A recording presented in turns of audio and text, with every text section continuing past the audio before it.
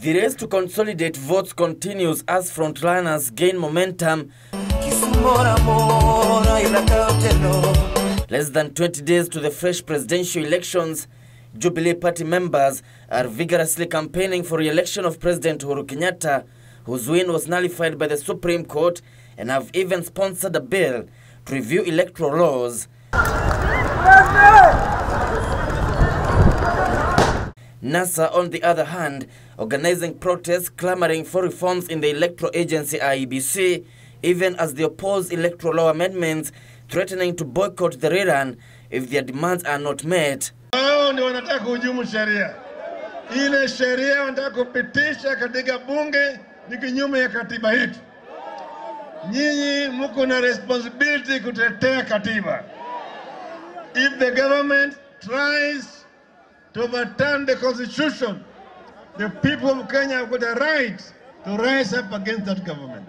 Article 138 of the Constitution states a presidential election must be held in all the 290 constituencies.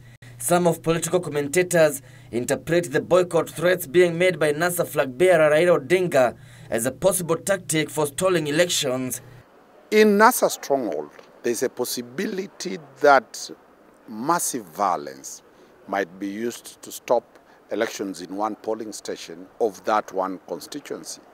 Will that be the reason as to why Raila Odinga is saying that elections will not be conducted?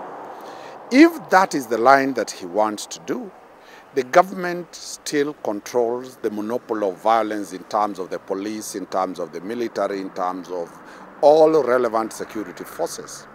This is perhaps the reason Jubilee Party is proposing that in a presidential contest between two candidates, if one pulls out of the race, the other shall be declared president. Political analyst and constitutional lawyer Dunstan Omari says a selection of president instead of an election through a competitive process would injure the legitimacy of the presidency, especially in the eyes of international community. If Uhuru Kenyatta does not get an opposition candidate to contest with, the legitimacy and the international recognition of the president of Kenya becomes suspect. He will be seen to have been a president only elected by Jubilee. And in my own view, I think Raila Odinga wants to put Uhuru Kenyatta in that situation, that I will not be in the ballot. Then you will only run yourself. NASA leaders, well aware of this, are on the ground raiding their supporters to reject an election conducted by the same IEBC officials who conducted the disputed August 8th general elections. We are going to ensure, I know we have our own brothers and sisters here who are looking for jobs at IEBC. If we say there is no elections, don't make a mistake of carrying that box from Sori to any polling station in Nyatike. I'll take it upon myself to ensure that you get the punishment you deserve. No elections with Cheloba in that office. We are not going to relent.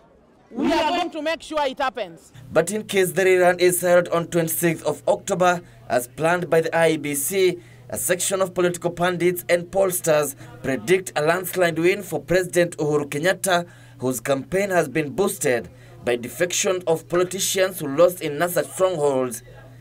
Wachira, Channel 1 News.